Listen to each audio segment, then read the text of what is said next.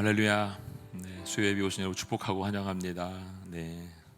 지난주에 오셨던 우리 이정호 목사님께서 우리 예배가 뜨거워서 너무 좋다고 그렇게 얘기하고 가셨어요.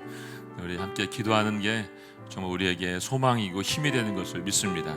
계속 우리의 삶 가운데 그렇게 일하실 주님을 찬양합니다. 아멘. 오늘 말씀은 이사야서 43장의 말씀을 가지고 함께 나누도록 하겠습니다. 오늘도 말씀을 통해서 우리의 삶 가운데 하나님의 새로운 꿈과 비전과 또 소망이 임하기를 원합니다. 우리 청소년들과 대학 청년들을 만나서 자신에 대한 꿈 얘기들을 이제 해보고 이제 들어보는 시간을 가져보면 그렇게 자신의 꿈에 대해서 먼 미래까지 이렇게 바라보는 사람들은 그렇게 많지 않더라고요. 가까운 미래도 지금 불확실하기 때문에 아이들이 그래서 먼 미래까지 보는 것도 쉽지 않은 것들을 보게 됩니다. 근데 아이들만 그런 게 아니로 어른들도 만나서 얘기를 해보면 어른들에게도 이 멀리까지 바라보는 그런 꿈들이 없는 것들을 볼 때마다 아쉽고 또 꼭 이래야 되는가라는 생각을 할 때도 있습니다. 혹시 이곳에 계신 여러분들은 장기적인 플랜과 꿈 혹시 가지고 계신가요? 올해 어떤 꿈 꾸셨어요, 여러분? 벌써 3월이 다 가고 이제 4월이 곧 오는데 벌써 4분의 1 했잖아요, 여러분. 여러분 어떤 꿈을 꾸셨어요? 5년, 10년, 20년, 30년 내 노년의 마지막을 어떻게 살 것인가에 대한 꿈 여러분들은 어떻게 꾸시는지 모르겠습니다. 1959년도에 미국 예일 대학교에서 졸업반에 있는 학생들한테 이런 설문조사를 했어요. 인생의 목표를 한번 적어봐라. 인생의 목표를. 그랬더니 그 많은 아이들 중에 3%만 자신의 인생의 분명한 목표를 적어서 제출했답니다. 97%는 적지 못하고요. 20년이 지난 1975년도에 졸업생들을 추적해서 결과를 알아봤더니 그 글을 썼던 3%의 학생들이 나머지 97%의 학생들보다 그들이 모두 합친 것보다 더 많은 목표와 꿈들 이루고 살고 있다는 것을 결과적으로 보게 되었습니다. 우리가 눈으로 보지 못하고 귀로 듣지 못하고 마음으로 생각하지 못하는 이 놀라운 비전들, 하나님은 저와 여러분들에게 이미 모든 것들을 준비해 놓고 있다는 것을 여러분 믿으시기를 바랍니다. 우리 아이들에게, 대학 청년들에게, 그리고 우리들에게 정말로 필요한 것은 바로 내 목숨을 걸고서도 도전할 수 있는 꿈과 비전을 내가 가지고 있느냐 가지고 있지 않느냐라고 생각합니다. 그 비전과 꿈을 가지고 열정과 재능을 가지고 나아가면 하나님께 반드시 이것을 이루어 주실 것이라고 저는 믿습니다. 그래서 오늘 우리가 이 비전의 삶을 살기 위해서 먼저 무엇을 해야 되는지를 함께 나눠보고 싶습니다. 그 말씀이 18절 말씀 먼저 한번 읽어볼까요? 시작. 지나간 일들을 기억하지 말라. 과거에 연연하지 말아라. 아멘. 첫 번째로 비전의 삶은 지나간 일들을 기억하지 말고 과거에 연연하지 않는 것입니다. 많은 사람들이 현재를 살고 있지만 과거에 매여서 집착해 사는 사람들이 굉장히 많이 있는 것들을 보게 됩니다. 지금 여기를 살지 못하고 미래를 바라보지 못하고 과거의 그림자에 묶여서 살고 있는 사람들이죠. 이런 분들 중에는 과거에 있었던 이 상처 때문에 한 발짝도 앞으로 나아가지 못하는 분들도 실제로 보았습니다. 또 어떤 경우는 자신의 상처 때문에 힘들다고 말하는 사람도 있는데 이런 경우죠. 어떤 경우냐면 그 힘들었던 그 사람과 비슷한 목소리를 듣는 것조차도 힘들고 누군가 소리를 지르는 것조차도 힘들어서 움츠려드는 사람들도 있습니다. 이런 사람들은 이 과거의 실패가 자기 자신을 어떻게 계속해서 묶고 있는 거죠. 비슷한 사람만 봐도 소리만 질러도 어떤 현상만 나타나도 이런 문제 가운데 빠지게 되는 것들을 보게 됩니다. 또 다른 부류가 있어요. 어떤 사람이냐면 이 과거의 잘못된 성공주의, 이 성공의 기억 때문에 겸손히 현재를 살아가지 못하는 사람들입니다. 내가 어느 대학을 나왔는데 내가 한때는 이렇게 잘 나갔던 사람인데 라고 하는 생각에 잡혀서 지금 현재 제2의 인생을 살아가야 되는데 그 인생을 살아가지 못하는 사람들을 볼 때입니다. 이 과거의 실패와 상처 그리고 이 성공에 대한 오만함이 자신의 미래를 만들어내는 것을 부수어 버리고 있는 것이죠. 우리가 모두 이 사실 안에서 살아가야 되는데 살아가지 못하기 때문에 과거로부터 계속해서 묶여 살게 되는 이런 모습들을 보게 됩니다. 오래전에 이산가족 프로그램 중에 이런 프로가 있었어요. 그 자신이 부모로부터 버림을 받고 내가 내 부모를 만나려면 내가 성공을 해야 된다라는 생각 가운데 빠져서 열심히 공부도 하고 열심히 성공을 추구해서 결국 성공한 위치에 갔을 때 성공도 했고 결국 그 부모도 만나는 이런 일들이 있었습니다. 우리가 볼 때 위대하고 훌륭해 보이는 이 사람들, 어떻게 보면 그들이 성공할 수 있었던 무엇인가가 그들에게 숨겨져 있었다는 거죠. 이 과거에 대한 그의 상처가 어찌 보면 그들을 또한 만들고 있는 현재인지도 모른다는 겁니다. 이 상처가 심해지면 우리의 사고와 말과 인격이 어떻게 될까요? 병들게 되는 것들을 볼 수 있습니다. 그렇기 때문에 이 과거의 아픔의 기억이 자신을 짓누를 때마다 여러분 어떻게 되냐면 거기서 박차고 나와야 되는 겁니다. 거기 앉아 있으면 안 되고 과거에서 벗어나서 자신을 향한 하나님의 비전을 만나야 되는 겁니다. 그래야 내가 바뀔 수가 있어요. 예수님은 그래서 우리에게 끝없는 비전을 주셨죠. 12명의 제자들에게 계속해서 끊임없이 그들에게 비전을 심어주었던 것을 볼 수가 있습니다. 그들을 부를 때 여러분 그들의 과거나 이력을 보고서 12명의 제자들을 뽑지 않으셨다는 거죠. 여러분 베드로에게 요한에게 너 벳이냐? 너 요시냐? 어디 벳이야? 너 어디 요시야? 이렇게 물어보지 않으셨어요. 너 어느 대학교 나왔냐? 이렇게 물어보지 않으셨다는 거예요. 여러분 요즘 대기업 채용 면접으로 따지면 12명 제자 중에 딱 한 명만 그래도 서류 전형에 들어갈 수 있는 사람 가룟 유다 한 명밖에 없습니다. 나머지는 서류 전형에서 탈락입니다. 탈락. 아예 들어가지도 못합니다. 그런 자들을 예수님께서 택하여 부르신 거죠. 그리고 끊임없이 그들에게 말씀하신 거예요. 내가 너로 사람을 낚는 어부가 되게 해주겠다.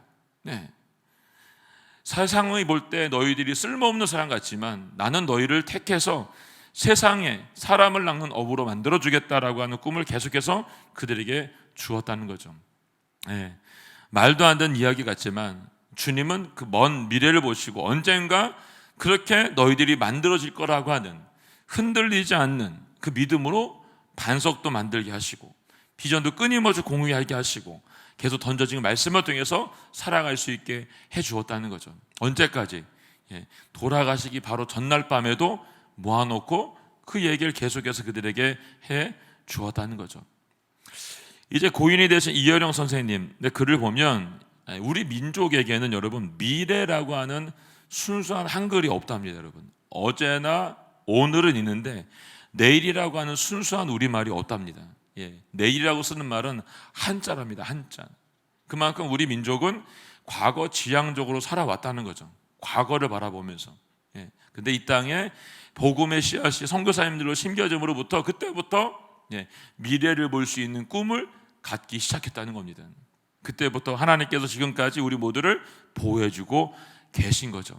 사랑하는 여러분, 이 과거 현상에 집착하지 마시기 바랍니다. 과거의 실패에 더 이상 묶이지 마시기 바랍니다. 여러분의 미래는 지금보다 훨씬 나을 것이고 하나님이 주신 최고의 것은 아직 우리에게 오지 않았다는 것을 아시기 바랍니다. 반드시 하나님께서는 과거에 매이지 않고 미래를 꿈꾸는 여러분들에게 가장 좋은 것들을 허락해 주실 것을 믿으시기 바랍니다. 그것이 내게만 있는 것이 아니고 여러분 우리 자녀들에게도 계속해서 그 꿈이 이루어지고 있다고 하는 먼 미래를 보시면서 우리 아이들을 보라는 거죠.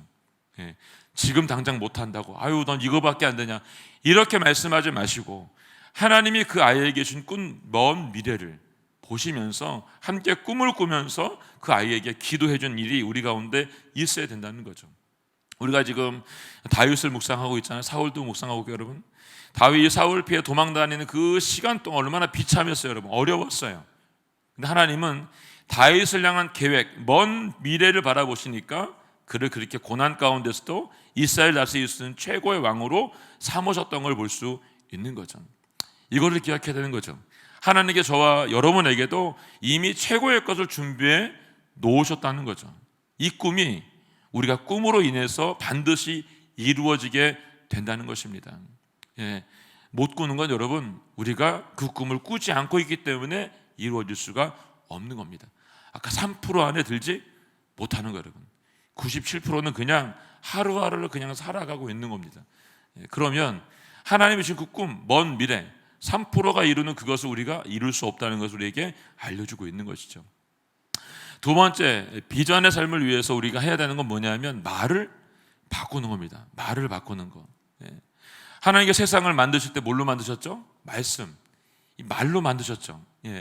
예수님께서 이 말씀으로 문둥병자도 고치셨고, 죽은 나사로도 나오게 하셨고, 눈먼 자 눈뜨게 하고, 앉은 맥이 일어나게 하고, 귀머거리도 듣게 하시고, 마음이 상한 자도 치료해 주셨고, 여러분 물이 변하여 포도주가 되는 역사를 이루셨던 것을 볼 수 있습니다. 그렇기 때문에 여러분, 아무리 현실이 어렵고 절대적으로 이런 부정적인 것을 할지라도 우리 입으로 그것을 부정적으로 내뱉지 말라는 겁니다. 비판적인 말도 입에 담아서는 안 된다는 거죠. 우리 민족은 여러분, 제가 봤더니 욕이 정말 많더라고요. 욕도 참 다양합니다. 강원도, 경상도, 충청도, 전라도, 제주도, 저섬, 이 욕이 여러분 아주 굉장히 임팩트가 강합니다. 제가 이걸 언젠가, 지금도 있는지 모르겠는데 90년도 후반에서 2000년도 초반에 어떤 게 있었냐면 욕 테라피라는 게 있어요. 욕 테라피, 욕을 해서 치료하는 뭐 이런 게 있었어요, 옛날에요.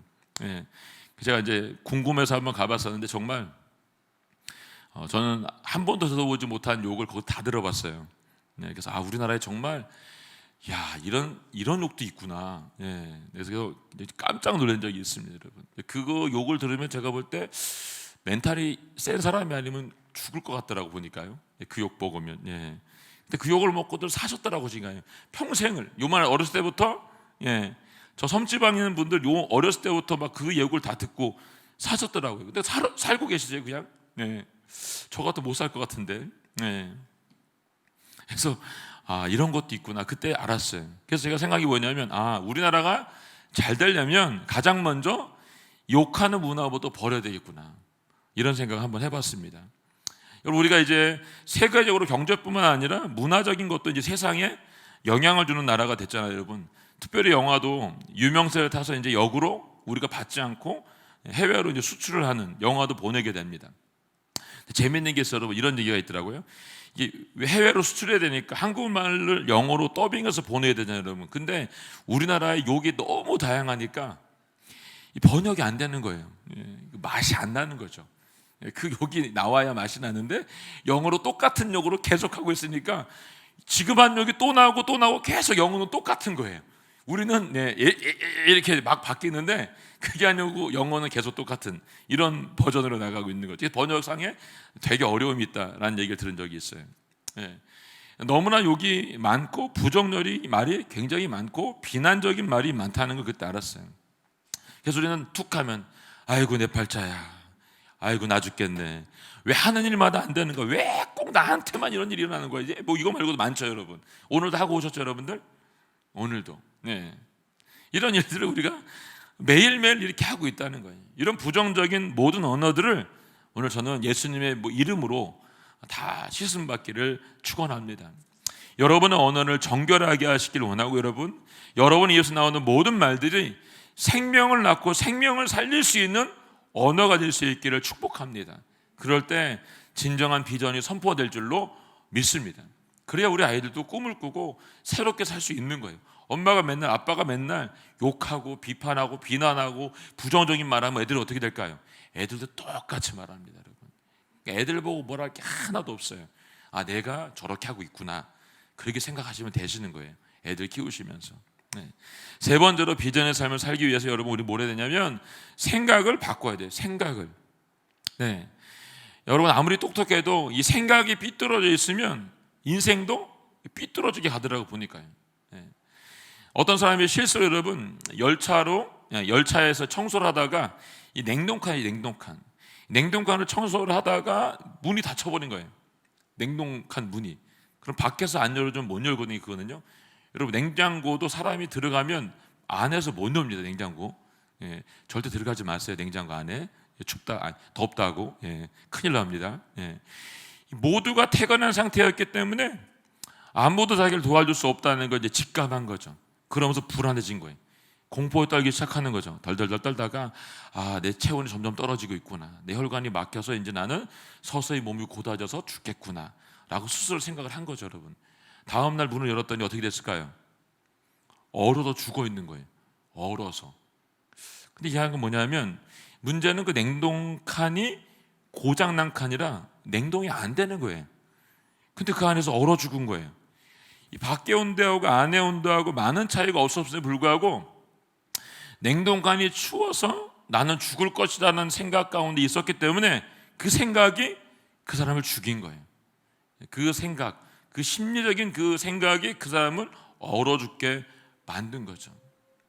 사랑하는 여러분, 사탄은 절대로 여러분과 저를 파괴시킬 수 있는 힘이 없어요. 이미 십자가에서 예수님께서 용서를 선포함으로 사단의 머리를 깨 부셨다고 했죠. 이미 승리했습니다. 그렇기 때문에 힘이 없는 사탄은 그냥 여러분의 어떻게 해요?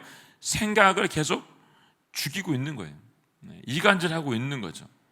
생각을 어둡게 하고 부정적으로 계속해서 만들고 있는 거예요. 저는 오늘 이 시간 여러분의 생각이 바뀌어질 수 있기를 예수님의 이름으로 선포합니다. 이렇게 말하지 마시기 바랍니다. 이제 끝났어. 난 할 수 없지. 안 되는 거야. 뭐 이게 해봐야 뭐 하겠어. 이런 얘기 안 하시는 걸로 이제 부정적인 모든 말들은 버리시고 주님이 주시는 긍정의 말로 바꿔지기를 예수님의 축원합니다. 사랑하는 여러분, 하나님의 사람에게는 끝이 없어요, 여러분. 끝없는 도전만 있을 뿐입니다, 여러분. 끝없는 도전. 오래전에 읽은 책인데 이 서규의 저주라는 글을 읽은 적이 있어요. 서규의 저주. 이게 무슨 말이냐면 이 서규 산유국 중에 여러분 제대로 된 나라가 하나도 없더라고요. 석유가 펑펑 나오는, 다이아몬드가 펑펑 나오는 나이지리아 같은 나라, 베네수엘라, 사우디 같은 나라가 석유가 펑펑 나오잖아요, 여러분. 근데 이 석유가 나오니까 세금도 안 걷죠. 국민들이 일할 필요도 없어요. 놀면서 먹어도 돼요. 그러니까 적극적으로 공부도 안 해도 되고 땀을 흘리지 않아도 되는 거예요, 여러분. 그러니까 경제고 교육이고 경제 시스템이고 엉망인 거죠, 여러분. 이 독재 국가로 이 체계를 가지고 있으니까 부패해서 정말 나라가 엉망인 거예요, 여러분. 근데 오히려 20세기에 탁월하게 발전한 나라가 있죠. 한국, 싱가포르, 대만. 이런 나라들은 여러분 자원은 없어요. 자원이 없어요. 땅도 조그매. 사람은 많은데 너무 절박한 거죠. 가난하니까. 지금 우리나라가 그런 거, 지금은 아닌데 옛날에 그랬다는 거죠, 여러분. 근데 이런 나라 잘 살게 됐어요. 왜 그런가 봤더니 이 나라는 여러분 국민들이 모두 똑똑해서 이렇게 된 게 아니고 여러분 이 나라 사람들은 여러분 똑똑하지 않으면 살 수가 없기 때문에 똑똑해진 거예요, 여러분. 원래 똑똑한 게 아니고 여러분. 제가 그냥 다녔던 이 여러 나라들, 미국으로부터 해서 뭐 독일, 뭐 스위스, 뉴질랜드, 뭐 여러 나라 다닐 때마다 만났던 우리 유학생들, 그리고 1.5세들, 2세들 만나보면 정말 너무너무 똑똑합니다. 그리고 그 나라 애들보다 더 탁월하고 정말 특이할 정도로 잘합니다. 아주 독특하게 잘합니다. 그래서 거기서 만났던 한 분한테 물어봤어요. 어떻게 한국 사람들이 이렇게 똑똑할 수 있고 탁월할 수 있을까라고 물어봤어요. 근데 그분이 이렇게 얘기하더라고요. 우리나라가 5천 역사 속에서 이 수많은 외세의 침략을 받으면서 한국 사람들이 눈치 보면서 살았던 그 상황이 우리를 그렇게 만든 결과다라고 그분은 얘기하시더라고 보니까. 눈치 문화. 우리 자녀들도 보면 여러분 첫째, 둘째, 셋째를 키워보면 제가 이제 셋째까지 있으니까 첫째, 둘째, 셋째를 키워보니까 이 둘째, 셋째가 잘 되는 경우가 훨씬 많습니다. 첫째보다. 왜? 가정에서 살아남아야 되니까. 둘째, 셋째는 어떻게든 살아남아야 되니까 계속해서 눈치 보면서 머리를 굴려야 되는 거예요, 여러분. 반면에 첫째는 어때요? 태어날 때부터 부모가 어떻게 합니까? 고난이 있을 만한 거 어떡하죠? 다 커버해 주죠. 내가 할게. 이건 네가 하지 마. 이것도 내가 해줄게. 뭐가 필요해? 이런 거죠, 여러분. 모든 고난을 막아주면서 키웠기 때문에 정작 어려운 일이 생겼을 때, 고난이 왔을 때 어떨까요? 어떻게 해야 할지 몰라가지고 스스로 무너지는 경우가 많이 있더라고 보니까요. 지금 우리 아이들 하나만 키우는 애들이 너무 많기 때문에 이런 현상들이 더 많이 일어나고 있는 것이 사실이죠. 모든 사람에게 이 적당한 고난은 반드시 필요한 과정인 거죠. 모두가 어차피 겪어야 돼요. 여러분 어렸을 때 그 과정을 못 겪으면 언제 겪을까요? 나이를 먹어서 결혼해서 겪든지 아니면 노년에 겪든지 반드시 겪게 되어 있습니다. 사춘기를 안 겪으면 어떻게 돼요? 40 넘어 어르신들, 남자들 또 그때 이상한 이제 하잖아요, 여러분. 다 있어요, 과정이. 반드시 지나가야 되는 게 있다는 거예요, 여러분. 근데 그 과정을 안 지나가면 또다시 그 과정을 겪으면서 어려움이 된다는 거예요. 그래서 제가 요즘 우리 아이들을 키우고 있는 부모님을 만나면 뭐라 그러냐면 그냥 부모가 안고 있을 때 고난을 겪게 해주라고, 데리고 있을 때 어려움도 만나게 해주고 힘든 것도 겪게 해줘서 부모가 벽이 되고 뒤에서 부침이 돼가지고 걔가 다시 일어설 수 있도록 만들어주라고. 나중에 성장하고 커가지고 장가가고 난 다음에 시집가고 난 다음에 언제 그걸 해주겠냐고. 여러분 시집장가고 나면 여러분 해주고 싶어도 해줄 수가 없습니다. 그때는. 지금 고난을 겪고 있을 때 지금 겪게 해주고 받쳐주는 게 맞는 거지, 다 크고 난 다음에 해준다? 이건 여러분 너무너무 어려운 일이에요, 여러분. 사실. 그래서 제가 요즘 만나는 젊은 친구들한테는 어렵더라도, 네 마음이 힘들더라도 지금 그 아이에게 힘든 일이 있었을 때 그걸 도와줘서 풀어주지 말고 스스로 해결할 수 있도록 아이에게 그런 격려를 해주라라고 이렇게 말을 해줍니다. 사랑하는 여러분, 이 헝거리 정신이라는 것이 괜히 나온 말이 아니죠, 여러분. 헝거리 정신. 기업들도 보면 여러분 가장 바보 같은 투자를 할 때가 언제냐면 이 남아도는 돈이 많을 때 바보 같은 투자를 한대요, 여러분. 돈이 많을 때, 막 남을 때. 그런데 기업들이 가장 현명한 결정할 때가 언제냐면 이 돈 한 푼이 아까워서 고민하고 또 고민하고 또 고민할 때, 이때는 여러분 현명하게 결정을 한다는 거예요, 여러분. 사람도 마찬가지, 여러분. 재산이 많아가지고 여러분 아이들에게 많은 재산을 남겨준다고 생각해봐요, 여러분. 고생하지 않고 거저 받은 거 여러분 어떻게 될까요? 너무 많으면 여러분 그것은 거품처럼 쉽게 꺼져버리는 게 맞아요, 여러분. 하지만 그냥 주어진 것이 아니고 아무것도 없어서 여러분 살게 되면 이 사망에서부터 시작하게 되면 순간순간 매일매일 절대로 여러분 그들은 대충 살지 않습니다. 대충. 이 순간이 하나님이 내게 주신 비전이 터질 수 있는 순간이기 때문에 언제든 정성을 다해서 한다는 거, 여러분. 뼈가 부서지게 일을 하면서도 어떻게 할까요? 밤을 새워가면서 그 사람들은 책을 읽습니다, 여러분. 낮에 그렇게 고난이 있었고 힘들었어도 내가 비전이고 꿈이 있으면 어떻게 해요? 저녁에 책을 들고 그 반딧불에서 옛날에는 공부했다 그러잖아요, 여러분. 그런 일들이 있는 거예요, 여러분. 내 자녀들에게는 여러분 나보다 더 나은 미래를 주기 위해서 없는 돈도 쪼개서 저축하고 노력하잖아요, 우리가, 여러분. 바로 이런 분들이 저희 옛날 부모 세대였고 할아버지 할머니 세대였다는 거죠. 여러분 그렇게 세월이 지난 게 불과 3, 40년도밖에 되지 않았어요. 이분들의 희생과 기도와 눈물이 있었기 때문에 지금의 이 대한민국이 만들어질 수 있었던 거죠. 이걸 잊어버리면 안 돼, 이거를요. 그래서 제가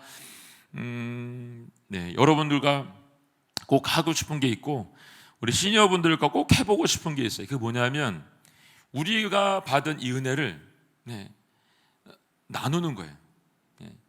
우리가 받은 이 은혜를 다시 역으로 흘려보내는 거죠. 흘러갈 수 우리 아이들에게 흘러갈 수 있도록 우리가 기도의 열정을 가지고 나아가고 예배의 열정을 가지고 나아가고 우리의 삶으로 주님 앞에 드려지는 것들을 우리 아이에게 보여주는 이런 일들을 한번 해보면 좋겠다, 이런 생각을 해봅니다. 그래서 어느 시간이 되면 저는 여러분들에게 기도의 도전을 해보고 싶고 예배의 도전을 해보고 싶어요. 어르신들에게 우리의 남은 인생을 하나님 앞에 그렇게 예배하고 기도하고 우리 아이들 축복한 일들을 계속해서 하는 일들을 남의 눈 높게 있는 우리가 해보면 좋겠다, 이런 생각을 하고 있습니다. 이 수요 예배, 새벽 예배, 또 뭔가 예배를 만든다고 한다면 그 예배에 우리가 집중해서 하나님 앞에 예배하고 살아나는 것들을 우리 아이들에게 보여줄 수 있는 그런 꿈을 가지면 좋겠다라고 생각을 해봅니다. 이전에 우리의 부모의 세대들, 할아버지 할머니 세대들이 그렇게 사셨던 것처럼 우리가 그걸 본 걸로만 끝나는 것이 아니라 우리 다음 세대 아이들이 우리를 보면서도 우리 아버지, 우리 할아버지 할머니가 그렇게 사셔서 우리가 지금 이렇게 살고 있다라고 말할 수 있는, 고백할 수 있는 세대가 우리가 되기를 원합니다. 사랑하는 성도 여러분, 절망은 절망으로 끝나서는 안 된다는 겁니다. 절망을 절망으로 끝내버리셔야 돼요. 절망을 여러분 소망으로 바꾸시길 바랍니다. 지금 여러분의 상황이 세상이 볼 때 최악의 상황일 때 어떻게 될까, 여러분? 할렐루야를 크게 외치는 거죠. 왜 할렐루야를 크게 외쳐야 될까, 여러분? 이제 더 내려갈 데가 없기 때문에 그래요. 다른 선택할 데가 없어요. 그렇다면 이제 어떻게 돼요? 다시 올라갈 일만 남았죠. 다시 시작하면 되는 거예요. 여러분의 생각을 지금 바꾸면 이 바닥에서 다시 올라갈 수 있는 소망이 우리 가운데 생겨나게 된다는 거죠. 지금 절망에서 다시 소망으로 바뀌어질 수 있기를 예수님의 이름으로 선포합니다. 다섯 번째, 비전의 사람은 이 광야의 시간을 견뎌낸다는 거예요. 광야의 시간. 하나님의 비전은 아름답고 좋은 것이 나오는 것이 아니라 여러분, 비전의 비자도 나오지 않는 그런 어둡고 고통스러운 곳에서 하나님의 비전이 나오는 것들을 볼 수 있습니다. 에스겔의 환상 가운데 민족이 일어나는 마른 뼈에 붙는 이 엄청난 비전을 받았을 때가 여러분, 아내가 죽고 포로로 끌려가서 절명 가운데 있을 때 하나님이 찾아오신 그곳에서 이것을 받게 됐습니다. 사랑하는 여러분, 비전의 사람의 인생에는 반드시 고난이 있었습니다. 고난이.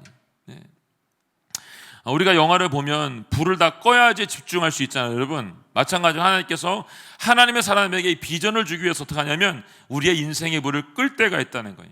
광야로 집어넣을 때가 있다는 거죠. 광야는 어떤 것이죠, 여러분? 아무것도 없어요. 외로운 것이죠. 아주 쓸쓸하고 앞이 보이지 않는 곳입니다. 아무도 나를 알아주지 않고 찾아주지 않는 곳입니다. 마치 세상이 나를 잊어버린 것처럼 그렇게 목마르고 서러운 것이 깜깜한 광야와 같은 곳이죠.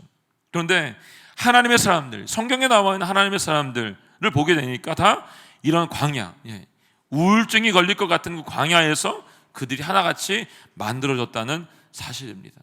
하나님이 비전의 사람이었던 다윗, 그가 썼던 내가 새벽을 깨우리라는 유명한 시를 여러분, 사울에게 쫓겨다녔던 동굴에서 썼던 것을 볼 수가 있습니다.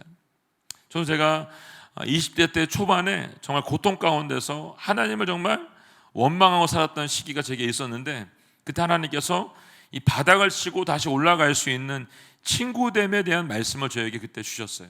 그리고 이사야서 44장 1절 말씀에 내가 너를 지명하여 불렀나니 너는 내 것이라고 하는 음성을 듣고 제가 다시 일어설 수 있는 그런 힘을 제가 받았습니다.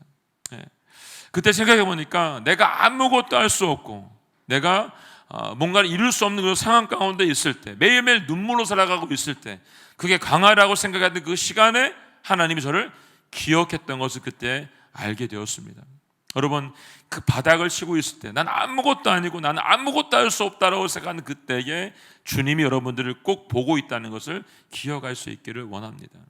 사랑성도 여러분, 지금 여러분이 광야와 같은 인생길을 지나고 있다고 한다면 반드시 모든 상황을 바꾸실 하나님을 신뢰할 수 있기를 바랍니다. 그리고 여러분, 포기하지 마세요. 스스로. 우리가 포기하지 않으면 하나님께서 하나님의 때에 하나님의 꿈을 반드시 이루어질 줄로 믿습니다. 여섯 번째, 비전의 삶을 살기 위해서 우리는 비전의 사람들과 사귀며 살아야 됩니다. 비전의 사람들과. 언제가 흥미로운 이 실험을 한 걸 봤었는데, 그 실험에 보니까 이 원숭이들이 모여 있는 곳에 바나나 하나를 높이 이렇게 매달아 놓은 거예요. 그랬더니 바나나를 보자 한 원숭이가 미친 듯이 이 바나나를 먹으려고 막 올라가는 거죠. 그랬더니 위에서 얼음물을 가지고 있다가 올라오는 원숭이 머리에다 확 던진 거예요. 그랬더니 깨 놀라가지고 딱 내려가 버린 거죠.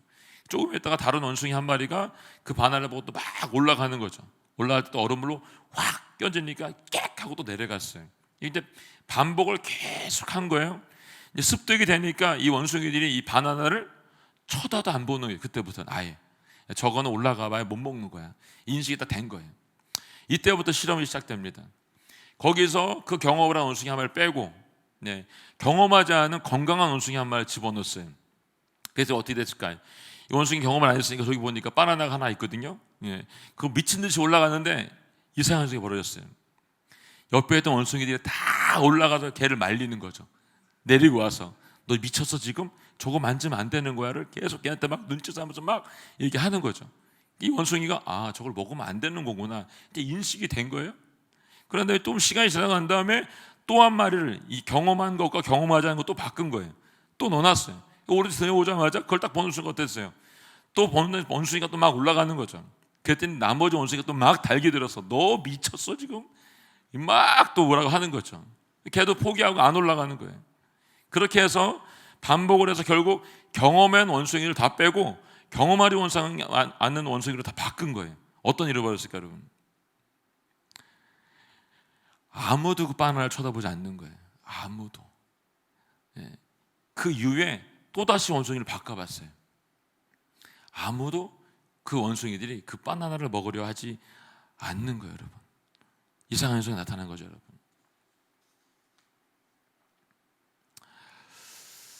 제가 예화를 왜 하고 있을까요, 여러분? 그래서 여러분, 비전의 삶을 살기 위해서 우리는 비전의 사람들과 사귀어야 된다는 거예요. 비전의 사람들과. 비전의 사람들과 사귀어야 좋은 영향을 받을 수가 있다는 거예요. 여러분, 주위에 긍정의 사람들도 있고 부정적인 사람들도 많이 있습니다. 이 원숭이의 실험처럼 계속 부정적인 원숭이들과 같이 있으면 나도 모르는 사이에 부정적으로 내가 바뀌는 거예요, 여러분. 부정적으로. 사랑하는 여러분, 주위에 계신 사람들 중에 하나님과 친한 분이 계시면 그분하고 어떻게든 친하게 지내세요, 여러분. 그분하고 만나면 하나님 이야기하고 꽃을 피우고 어려운 가운데서 함께 기도하고 격려해주고 이겨내고 긍정적인 반응을 보여주고 있는, 이 사람 만나면 뭔지 모르지만 내가 힘을 받아. 교회를 갔다 와도 이 사람 만나고 오면 한 주간이 행복해. 근데 어떤 사람 만나면 그러지 않은 사람 있잖아요. 만나고 한 주 동안 찝찝한 사람들이 있잖아요, 여러분. 저는 그런 사람들이 우리가 안 되기를 원하고 그런 사람들도 만나지 않기를 원합니다, 여러분. 우리가 누군가를 만나야 된다고 한다면 이 꽃을 피우고 비전을 주고 함께 긍정적으로 나아갈 수 있는 사람들을 만날 수 있기를 원합니다. 오늘 이곳에 계신 모든 분들이 그런 영향을 끼칠 수 있는 식구들이 되기를 원합니다. 공동체 안에서, 가정 안에서, 그리고 우리 아이들을 만났을 때 그런 영향을 끼칠 수 있는 그런 스승 같은, 친구 같은, 선생님 같은 그런 은혜가 우리 모두 가운데 있기를 원합니다. 그래서 우리 교회가 이렇게 주님 안에서 비전을 함께 나누고 비전으로 살아가고 비전으로 또 발전할 수 있는 은혜가 우리 모두 가운데 있기를 또한 원합니다. 마지막 7번째 비전의 삶은 기도하는 사람입니다. 기도하는 사람. 여러분 모두가 비전을 삶을 살아가기 위해서는 기도의 사람이 되어야 됩니다. 기도의 사람. 여름이면 바다에 적조가 생기고 적조가 생기면 바다는 이 죽음의 그림자가 드리워지기 시작하죠. 왜냐하면 이 바다의 생명체를 다 죽이기 때문에 그래요. 플랑크톤을 죽이기 시작하면서 바다가 점점 죽어가기 시작하죠. 인간은 여러분 이 적조 현상을 해결할 수 있는 방법이 없어요, 여러분. 우리에겐 어떤 것들로 해결할 수가 없어요, 여러분. 근데 딱 하나 방법이 있습니다. 그건 뭐냐면 태풍이 오면 태풍. 바다의 폭군인 태풍이 와서 바다를 확 뒤집어 놓으면 이 적조가 사라지는 거죠, 여러분. 우리가 이 비전의 사람으로 하나님의 사람으로 살고 싶은데 이미 내 속에 죄가 너무 많은 거죠. 그래서 내가 과거로부터 쌓여온 그 부정적인 생각과 상처와 선입관, 그런 영혼의 적조들이 내 안에 쭉 깔려 있어서 비전의 사람으로 블랙스루 해야 되는데 이 스루를 못 하고 있는 거죠. 근데 기도하면 하나 어떻게 할까요? 이 태풍을 우리 가운데 불어닥치게 하기 시작한다는 거예요. 저는 이 태풍이 우리 삶 가운데 닥칠 수 있기를 원합니다. 그래서 우리 안에 완전히 뒤집어져서 공기가 주입이 되고 새로운 산소가 주입이 돼서 바다가 새롭게 생성이 되고 살아나고 있는 것처럼 우리 안에 있는 이 죄에 대한 부정적인 상처와 선입견과 영혼을 죽이고 있는 이 모든 것들이 주님의 불로 태워질 수 있기를 원합니다. 주님이 말씀하셨어요. 너는 내게 부르짖으라 내가 응답하겠고 내가 알지 못하는 크고 비밀한 일을 내가 너에게 보여주겠다라고 말씀해주고 있습니다. 이 말이 뭔가요, 여러분? 내가 알지 못하는 크고 비밀한 영적인 세계가 분명히 우리에게 있다는 것이죠. 나에게 물질이 없지만 영적인 세계를 들어갈 수 있는 이 물질이 우리에게 보여지게 된다는 것입니다. 지금 나와 함께 할 수 있는 사람은 지금 없지만 영적인 세계 안에 들어가게 되면 하나님 어떻게 할까요? 하나님의 사람을 붙여주어서 일을 할 수 있도록 만들어 주신다는 겁니다. 나는 지금 아이디어가 없지만 영적인 세계 가운데 내가 들어가게 되면 하나님께서 갑니까? 하나님의 아이들을 우리에게 만들어 준다는 것이죠. 이것이 바로 눈에 보이지 않는 믿음의 세계이고 비밀의 영인 것을 우리에게 알려주고 있습니다. 사랑하는 여러분, 여러분 모두가 이 믿음의 단계까지 올라설 수 있기를 바랍니다.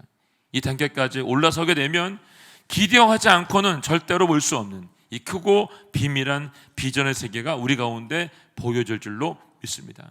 비전의 삶을 사시기 원하는 여러분 모두에게 저는 기도의 사람이 되라고 말씀을 드리고 싶습니다. 기도의 사람.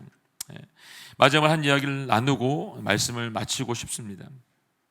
이 오스트리아에 가면 이 가파른 이 절벽 밑에 위치한 작은 마을이 하나 있습니다. 절벽 밑에 있는 작은 마을.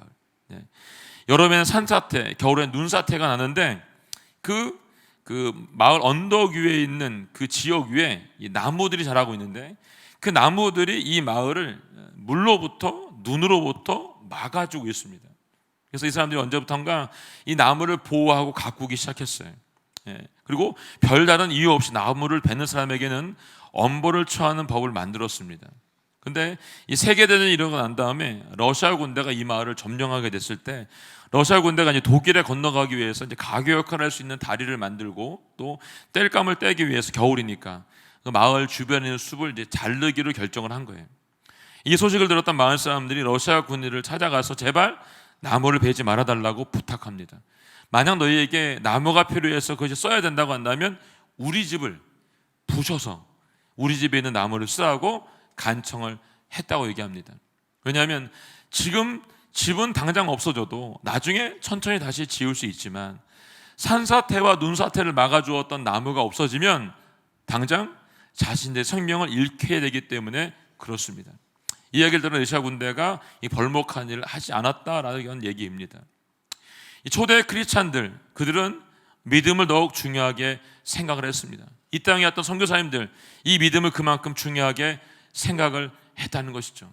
지금 내 인생에서 가장 중요한 것이 무엇인지, 그것을 위해서 다른 것을 포기할 수 있는 그 은혜가 우리 가운데 있어야 된다는 것을 알려주고 있다라고 생각을 합니다.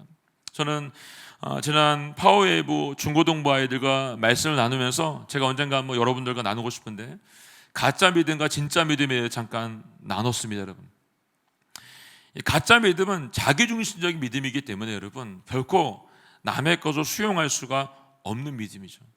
그래서 교회 안에서 분명히 이런 믿음은 영향을 줄 수 없고 반드시 문제를 일으키게 되는 것들을 볼 수가 있습니다. 그렇지만 참된 믿음, 진짜 믿음은 여기 지금 말하고 있는 것처럼 내 인생에 목숨을 걸 수 있는 무엇인가 있으면 내 것을 내려놓을 수 있는 믿음인 것을 보게 됩니다. 진정한 그리스도인들, 비전을 가지고 있는 그리스도인들, 내 삶을 들여서 하나님께 드릴 수 있는 그리스도인들이 많아질수록 여러분 이 사회가 건강해질 것이고 교회가 건강해질 것이라고 저는 믿습니다. 이 사회가 점점 병이 들고 교회가 계속해서 세상으로부터 버림을 받고 소외를 받고 욕을 먹고 있을까 여러분? 우리가 해야 될 말을 하지 못하기 때문이라고 생각하고 있고 그들이 듣기 좋은 말을 지금도 하고 있기 때문이라고 생각합니다. 여러분, 그들이 들어야 될 말을 하게 되면 여러분 우리는 반드시 핍박을 받게 될 것입니다. 그렇지만 핍박이 받는 것이 무서워서 여러분 우리가 해야 될 말을 못하게 되면 결국 어떻게 될까요? 우리는 지금 얘기하고 있는 것처럼 또다시 어려움 가운데 빠질 수밖에 없다는 것을 우리에게 알려주고 있는 것이죠. 저는 비전의 사람으로서 여러분 모두가 지금 여기만을 보는 것이 아니라 먼 미래 하나님의 주신 꿈을 바라보고 나아갈 수 있기를 주님의 이름으로 축원합니다. 그래서 그것을 통해서 내가 변화될 뿐만 아니라 우리 교회가 변화되고 우리 가정이 변화되고 이 나라가 변화될 수 있기를 예수님의 이름으로 선포합니다. 아멘.